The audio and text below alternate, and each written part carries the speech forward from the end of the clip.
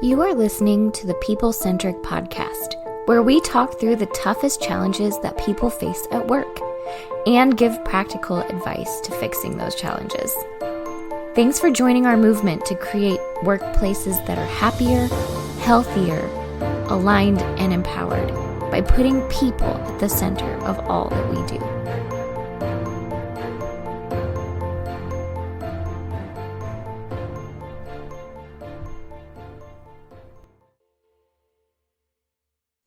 Hey, People Centric leaders, it's Stephanie Anderson.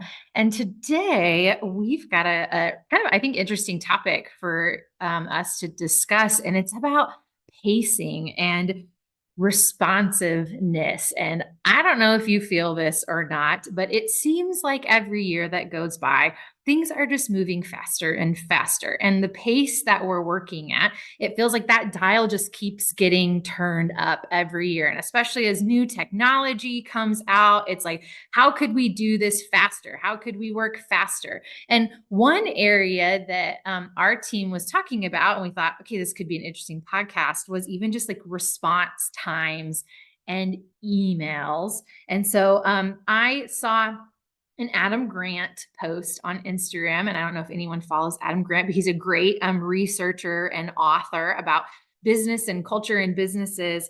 And so his post said this: a culture of rapid responses prizes shallow reactions over deep reflection. We shouldn't mistake promptness for politeness. If a message isn't urgent, it's not rude to take a week to reply. It's better to be slow and thoughtful than fast and careless.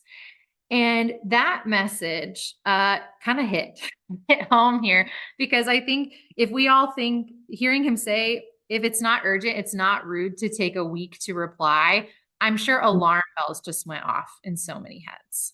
Yes. Yeah. I'm sorry. I'm just jumping in because I'm like, I feel like some people's brains probably exploded a little bit when they said, take a week to reply to somebody on an email, especially particularly work. I think we're like a little bit more lax with that stuff in like personal text messages and stuff. I don't know about you. Sometimes I like will accidentally let a message in my, in my text threads sit for a little bit longer. And then I'm like, oh shoot, I forgot to respond. But when it comes to work emails, like leaving something for a week, I think people are like, you cannot do that. Yes. Yeah. So that is Bethany Tapp. Hi, Bethany. And we've also got Philip Herzog with us.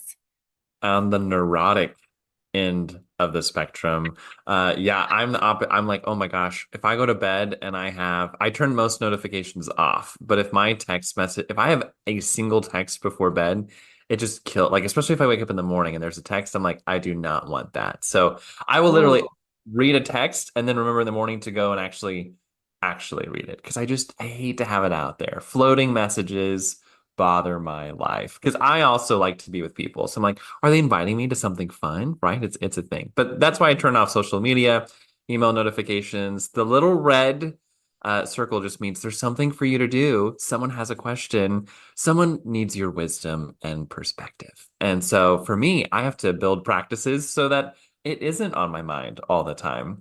So I love today's topic because we all come from different places and how we do it. And yeah, it's a great pick. Excited.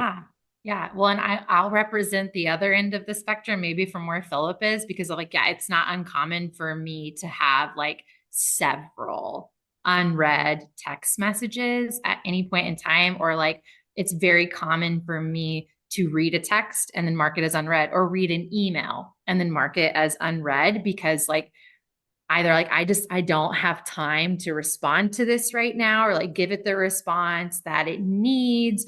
Or sometimes like someone will ask me a question that I'm just like, I just like don't want to think about that right now, frankly. Like I don't, and your timeline is not my timeline. Your problem is not my problem.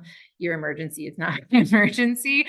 And I know some of you are judging me. I hear it through there, but I think this is why it's such an interesting topic, because we're talking about this a little bit on the personal side, but on the work side, some of our companies have actually made rules about this, right? And especially when it comes to responding to emails, it's not uncommon for us to see email response time rules in a company, and sometimes they're as formal as like they're in the handbook, or sometimes it's just like this unspoken. But I think the most common one I have heard, at least, is that you have to respond to an email within 24 hours.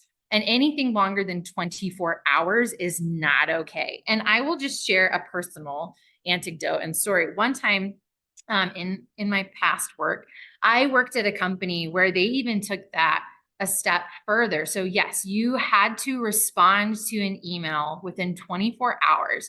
But when you received an email, you had to reply, "Got it," to that email. So that way the person knew you received their email, you read the message, and you were working on it. And yeah, Bethany's shaking her head.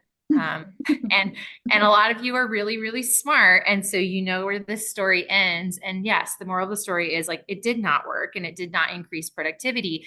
And in truthfulness, I think it was really an overcorrection on the company's part. That was a policy that existed when I started working there. And I think the more that I learned about the team and the culture is that there had been a culture of people just like not responding to each other's internal emails. And people got really frustrated with that. And then I think some of the rationale sometimes they're like, well, I was working on that, or I didn't have time, and so I didn't respond to you yet. So they made this rule where it's like, well, you have to acknowledge that you received this email. And it kind of became like a CYA, if you know what I mean. I've been told to try not to say bad words on the podcast, but I'm going to say one. So in case you're somewhere you don't want to hear this, it's called the cover your ass file. Boop it out. I'm so sorry. Oh, sorry, Philip, you were late on the bleep. The Go back. CYA, and we'll hear this at companies of like, I have to put this on, put this in writing to prove that I sent it to you on this date. So later when you miss that deadline or you do that thing, I can pull this out and I can cover my own butt on this. And that's what like the got it emails became. But it was so frustrating because for me, it felt like I was spending like an hour a day just saying got it to emails instead of actually getting work done. So I've talked a lot at this point. So I'm going to open it up, Philip and Bethany, of like, where have you guys seen this in culture of maybe where we've started really just prioritizing working really fast or having these fast responses, and maybe it does or doesn't serve us well? Yes. Well, we were talking about this because we've interacted with certain teams that have this kind of a culture, and it's really awesome, in some ways, because, as an outsider, we're looking in and we're able to highlight this and say like, hey, you guys are functioning not how every team functions. You're super efficient. You're really driven. You get so much done. You guys are like back and forth all the time, talking, collaborating, like doing all this stuff. So in some ways you look at it and you're like, this is awesome. But I think where sometimes there are struggles whenever maybe there's a new team member that's been added, somebody's coming in from another organization, other culture who didn't function quite like this. And a lot of times there's these like unspoken rules, like there's not like actual rules sometimes for this. It's just like, and this is our culture, this is an unspoken rule. And so when you're new and you're kind of coming in and trying to learn like the pace of this new organization, it can be really, really difficult, because then people, if you don't respond in the time frame that everybody else responds to, whether that's on like internal emails or to a client or like your instant message platform that you have within that organization, people start to think like, what's wrong with this person? Why are they not talking to us? Why are they not responding to us? Meanwhile, this new person may not even know like that these other conversations or questions are happening. They're just like, oh, I was doing my other work, or like I was deep into this other stuff. And so there has to be some intentionality to say, like, if you are going to have this kind of culture, like you need to create some actual guidelines for what it is without, kind of going overboard to Stephanie's example of having to put gotcha on every single email. And I think it's worth asking, because I think we've had conversations like this to where we start asking the question of like, do you need to set guidelines around this, or do you need to adjust like your own pace and expectations as an organization on people's response times, whether internally or externally? And so I don't know, those are the first thoughts that are popping up for me of what we've seen with this too. That is a great example. I also was thinking, Bethany, to your point, I think sometimes there's the unspoken standard, and that's what everyone then tries to match. And something I think we have experienced, even with some of those really high performing, fast to communicate teams, is if you ask them, oh, well, what is the standard? Everyone still has a different example maybe of what it is, or the response is like, oh, well, that's just what so and so does, that's just what Bethany does, so that's why I do it. Oh, and you're like, oh, Bethany, why do you do it? And you're like, oh, that's what Stephanie does. You're like, oh, well, Stephanie, what? And everyone's like, oh, we don't actually have to be putting that much pressure on ourselves to respond in this time. Like, without defining it, it's really unclear, and I think that leads to a lot of extra work. And there are messages that are urgent and important, but that doesn't mean that every message is urgent and important. And I'm not a fisher person. I'm not a fisherman. So this is a bad example. Someone who likes to fish will make fun of me for this. But in my mind, I kind of imagine it's like if you're on a little boat out in the water. We have lots of lakes here in the Ozarks, and every message I send out, this is at least how I think, it feels like I'm throwing a line out there. And if you send out, let's say, 12 emails in a day and 14 Slack messages and 3 Teams messages and then 2 phone calls, that's a lot of lines that you have in the water. And if I'm treating all of them with the same urgency, like there's this big important fish on the line, I'll wear myself out. But there are some that probably do have a bigger fish on the line. So having a team that's really unclear and has 35,000 poles in the water, that just leads to chaos. So one of my fixes that being one who's neurotic and tries to like treat every line like there's a really big fish on it, by Cal Newport, he wrote a book called Deep Work. And one of my favorite parts of it, it encourages slowing down, not for the sake of just like slow your work down. I think people hear that and it gets scary, right? You're like, well, if we can be productive more efficiently, why don't we do that? I would say yes. Deep work is one of the ways you can do that, which is taking time to focus. And I love your story, Stephanie, because to reply "got it" to every email you get is the opposite of deep work. You might as well just say "lost it," right? Because that's not a qualitative response. It's just a reply that you probably then don't go back to reread later. So deep work is that idea of blocking specific time for really important tasks. And I think that is one thing that when a team clarifies their communication priorities, it also paves the way to set your schedule to do deep work. That's really good. That is really good. And yeah, I like what you pointed to there, Philip, is like, I think sometimes when we go really fast or we're trying to kind of like rule by policy, like I was saying, I think it was an overcorrection on this company's part to kind of do that. We lose track of what's actually important. And I think, that Adam Grant quote that I read too, he was talking about like, it's better to be slow and thoughtful than fast and careless. Sometimes I think in our companies or our culture, we just prioritize really fast response and getting things done. And that's great, right? We need results in our business, that we lose track of like, well, actually, would it be more beneficial to us to slow down and take a little more time to think about that? And I think some of that is also like culture and how we talk among our team, and like making it okay to say we don't have to have an immediate answer to every question and to every problem.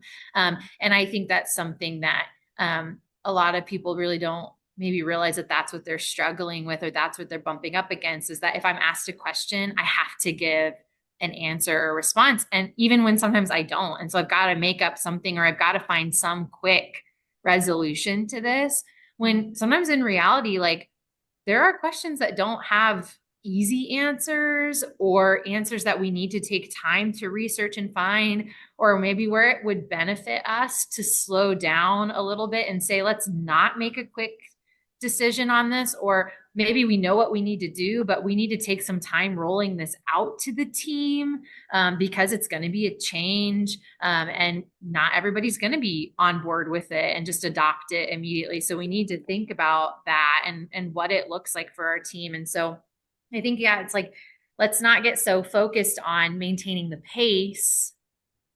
Let's be focused on maintaining our goals and what's important. Like as we were talking about this as a team, I told Philip and Bethany, is like, it almost feels like some companies are running the pacer test. And if you grew up in the 80s or 90s, you probably remember taking the pacer test at school, where in gym you had to run like the length of whatever gym or room they forced you to be in for this horrible forced exercise activity. But you had to like keep up with the beep. And it was the worst, right? Because even if you're like me and you're like competitive, you're like, I'm going to keep up with the beep. Absolutely. And then you remember like you have no physical endurance. And so you can't. And then it's hard and embarrassing. And so it's really only great for the kids who can like run for a long time. But I think it's a good analogy for business, because I think sometimes we get accidentally obsessed with just keeping up the pace. Yes. That we miss, like, hey, we've left the entire team behind, or we've left our clients or customers behind, or we just left what's most important behind for sake of keeping this up. And then we start like kind of policing each other's response times, because that becomes the most important thing. And then that feels icky. Yeah, this is such good points, because I'm thinking like, I think a lot of people in our society, in our culture, yeah, you're right. Like we place so much value, like self-value, on how quickly can we get something done and how much can we get done in the shortest amount of time. And I think we all have moments where we fall prey to that. And I don't like it. I understand the obsession with it, because when you do it and you like do it really well and you're like, this is awesome, I am amazing, I can do so many things so quickly. But honestly, you'll burn out so fast. And I think that's what I've seen is with the teams that we've worked with who are, we'll just say, highly efficient, who are highly efficient or who do have a really fast pace, is like after a while we check in and we're like, hey, are you okay? And the answer's like, no, I'm not okay. I'm stressed the heck out. And I understand why. And I think one of the things that you were talking about too, Philip, was like when you ask somebody like, why do we do it this fast or whatever? And it's like, well, it's because of this person or that person does it. And I think that's a message to leaders within companies too, is that like, you are the one that's setting the pace. And I think it's really hard, especially if you're a business owner, you have so much, you have so much ownership over the work that you do, and you care so much about the stuff that you're executing on every day, or you take a lot of pride maybe in the team that you are kind of taking care of and watching over and supporting, and all of that's wonderful. But and you might even be thinking like, well, I don't expect my whole team to function the same way that I do as the leader, as the owner. But your team is watching you, and they are going to pick up, on the same kind of pacing or just the same habits that you have or things like that. And so it's just part of it as a leader, is that people are going to watch you and they're going to think, okay, this is how we do things here. And so if that's what they're seeing, then that's what they're going to pick up. And then pretty soon you're going to have an organization full of really stressed out people, because they're all kind of running too fast for their own good. And so I like what you said, Stephanie, is like, there's a difference. We're not saying that you can't be really efficient, but know when and where and why you're doing it, and have really good, clear goals, so that, hey, we should have a quick pace over here because this is what we're trying to execute on. But there might be other times where it's like, hey, we don't have to maintain the same pace over here because it doesn't matter as much. Yeah. And I love what you said, Bethany, of like leaders, like it starts with you. Cause I think I can, probably imagine some of you listening to this and like, okay, well, like if that's what our culture feels like right now, how do you do this better? And I think the good news, bad news is that leaders, like it starts with you. I know someone in my life who's a leader who like will respond to emails in the evening quite a bit. And then they started noticing their team responding back to them, like in the evening hours. And they were like, oh my gosh, like, I don't like this. I don't like that my team's working late at night. And so, they went to their team and were like, I'm just doing this. You don't need to do it. And like, saying that to the team kind of worked. Like for some people, they're like, oh, okay, that relieves some pressure from me that I don't have to respond to you. But then for other people, it's like, well, but you're still setting this standard that, yeah, working in the evenings and after hours is like a normal part of being successful in this job. And that's how you got to where you are. And so I think you do have to be careful as a leader that, yeah, you may not have policies that dictate this, but sometimes you are accidentally creating this unspoken policy and culture of how quickly we respond to things and how this happens. And, I know there's also probably somebody listening too who's like, so what are you saying? Just like, you're not going to respond to an email within 24 hours? Like, are you kidding me? And I think the answer to that is like, maybe not. I think it really depends on what are we working on and what is the message and what are we trying to solve. And I think sometimes we need to get more comfortable with saying, hey, thanks for sending me this. I'm going to need to look into this more. I'm going to need to talk to my team. I'm going to need to do some research.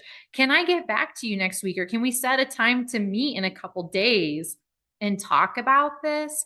And just adjusting that pace. And I think as leaders, if you can model that for your team, they will adopt it. So again, it's like moving away from maybe having these hard standards or these unspokens and just saying like, let's just open it up and be honest that sometimes a 24-hour response is not helpful to us, but yeah, like let's be responsive. Like let's prioritize responsiveness. That's important. Definitely. Yeah, I agree with that. I think you're touching on like boundaries that you can set too. So if there are specifics that your team has laid out, that's like, this is the expectation.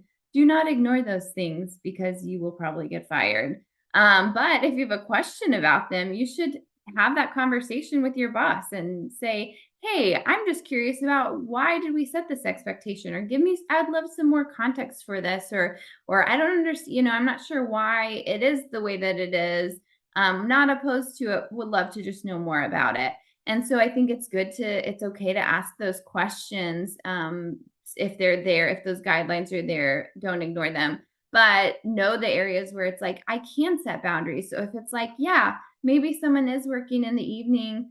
If that's not an expectation, then like, you don't have to do that, even though it might feel like it feels really good for you to get lots of things done. Then you don't have to do that. I think there is even figuring out, like you said, there are some emails where it's like hey, just know the urgency of those kinds of things. Like, is this somebody or a situation where I need to get this done sooner? Or is this a situation where it's like, maybe it's not saying got it, but it's like, maybe it is just telling somebody like, hey, I need to think about this a little bit more. I will get back to you on that. And that's okay too. Without saying like having to feel like the pressure of giving them an answer immediately. If it's something that's going to take a little bit more time, or I think it's even just monitoring like your own time and being willing to say no to things too. There's things like, this is an example. There was somebody who reached out to me. Sorry if you listen to this podcast, I'm not going to use any names, but somebody reached out to me that I don't know that is that's sort of in a similar industry and wanted to just connect. And it was like, man, I feel really like that's so nice that you reached out and want to connect and talk. But I just kind of let it sit in my inbox a little bit because I was like, do I need to do this? Is this something that I have to do? And for me, it was just like having a moment to recognize, like, you know what, this is not something that I have to respond to. I don't have to have this conversation, and it's not anything against this person. It's just like in knowing like what are things that you have to do and what are things that you don't, and being okay with setting those boundaries. And it's not mean or rude to not do that. I don't owe that person anything. And so I think being able to recognize some of those boundaries for yourself too. Yeah. I'm so glad you said that, Bethany, because I think there is some of this of like, we just got to be real with ourselves sometimes that like we can't do everything and we can't do it all. And I even know for our team, like, we travel a lot and we'll meet with clients. And gosh, there's some days where it's like I don't really get a chance to look at my email at all. And then we get done with our day and everything that we've done. And I'm like, no, I'm not gonna get now at like 7 p.m. look at my email like that just will wait till tomorrow. And so I think it is just like sometimes setting those boundaries and prioritizing self-care on your team. But then also using that as your signal. Like if I'm constantly not having time to do this thing or read those emails or some of that, that might be our signal that maybe like our workload balance is not quite right. And maybe we need to delegate more. Maybe we need to ask for help, or maybe we need to hire somebody else on our team. Like if I'm not able to get everything that's expected of me done, within a normal work week, or within, what's reasonable and realistic with also taking care of myself and my life and my family, then maybe that's a signal too. So if you're hearing this and you're just like, oh my gosh, like I just don't have time to do everything. And that's why I do this. Maybe that's like a signal for you to like have conversations and think about what's really realistic and where do you need help? And maybe you haven't asked for it yet. I think there's a whole group of people who could be listening as well who are like, emails, never heard of them. I don't read them. I don't have this problem because people will come to my office and tell me or call me. There are many of those wonderful folks as well. And I think what I love about what we talked about today too, the main idea, I guess you could say, is we're really talking about the difference between a communication culture of focus or a communication culture of frenzy. And even one of the, we talk about as a team when we go in with other groups, when you are distracted, if you're in a task doing something and you have a distraction, which could be the knock on the door or the phone that pings or the email that comes in, it takes anywhere from 17 to 20 minutes to refocus onto your task and onto your project. And some of it could be, just set aside time a couple times, 2-3 times a week to go into your inbox instead of checking it constantly. And I think that's a procrastinator's best friend is the feeling of frenzy, because you can check off lots of small things and you feel important. You feel like you're moving something forward when really you're ignoring the most important tasks in front of you, which we call eating the frog. But that's a whole other conversation. Yeah. Yeah. That was a good ad, Philip. I like that. And, like we kind of talk about on our team, we talk it like kind of like a be where you are. And we say policy, but it's like be where you are. So we really try not to multitask during meetings or do some of that, because we just know like the science of how our brains work is super, super clear. And the reality is like you can't actually multitask. You can't be fully present in a meeting and listening or contributing and also answering emails or doing other stuff.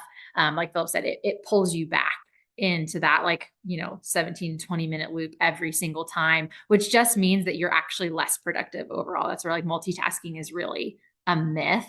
I think that's a great add to this too, of like, I know some people who will block their calendar and just be like, okay, this is the 1 hour a day where I do sit down and I look at all of my emails or some of that. And so that might be helpful to people out there too. I know there's a lot of tools and resources, if you just Google that, honestly, of different time blocking techniques that you could use. If like, hey, like, yeah, I really do need to respond to things every day, then maybe figure out like when can you reduce the frenzy and maybe pick just 1 hour a day where that's when you look at emails and that's when you respond. And so everything's still happening in 24 hours. If that's your policy or that's what makes your brain happy, if that's the standard you've set for yourself, but that way you don't feel like you're getting pulled constantly. Another thing for me personally, I'll just say is like, I have email notifications turned off on my cell phone. And that is something I have had for probably like 6 years now. And it has been very, very life-giving to me to not have the notification pop up every single time I get an email, because it's almost never that I see an email come through and I am just like sitting doing nothing and have time to respond to this, right? And then it pulls my focus somewhere else. And I just know personally, I've talked to people about this before, and a lot of people are like, I've never even thought of that. Like, we've just made it such a cultural norm to have notifications turned on for your email. Like, I've never even thought about the fact that I could turn that off. And that is not something that my job can like require of me on my personal cell phone device to have email notifications turned on. So there's just a little thought and tidbit for you there. If you're really struggling with this, like, consider doing some time blocking, consider turning off some of those notifications so you can focus on what's more important. And again, that does not mean that you're going to stop responding to emails or you're not going to be prompt when you need to be prompt, but it just means you're going to like work in a way that's better for your brain to actually work how your brain is wired, and you're going to stay focused on what's most important. And again, like, use those as your signals. If we can't get to everything that's important in a day, then have we made everything urgent? And do we need to reclassify? Because if everything's important, nothing is, right? Or do I need to ask for help? Do we need to add somebody to our team because we're at capacity? So, yeah. This has been good. Yeah. Bethany or Philip, any final thoughts you'd add to this? I feel like we covered a lot of really good stuff. So I love that. There's like the focus, that's, the focus of just like your daily time was kind of what you were, I like how you talked about focus versus frenzy, but the focus of your daily time. But then I think we also touched on, Stephanie, the focus of like your role too, specifically too. And then there's probably even like zoomed out more, then there's the focus of the organization. And if there are questions within all of those spaces or a lack of clarity in each of those different areas, as you zoom in and out, then those are places you need to like start seeking clarity on and start talking to your team about and start figuring out for yourself, how do I need my day to look differently? And what questions do I have about my role? And then what questions do we need to create clarity around for our organization so that we can create more focus and intentional work that's not just frenzied or hurried or fast, if it's not quality work too. So I think this has been a good topic. Yeah, I concur. That's good. I appreciate our team culture in that I think we do a good job of checking each other on this. We're just asking, how important is this? How urgent is this? Sometimes it's a simple question. Oh, that doesn't need to be done for a month. Good to know.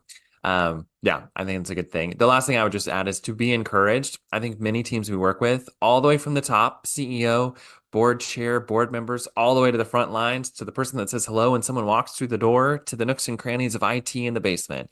I think all kinds of people feel this need, and there's an assumption that higher up, somewhere else, someone else doesn't have this. But really, it starts with you, that you can make the choice to not have that and to have focus instead. Yeah, that's great.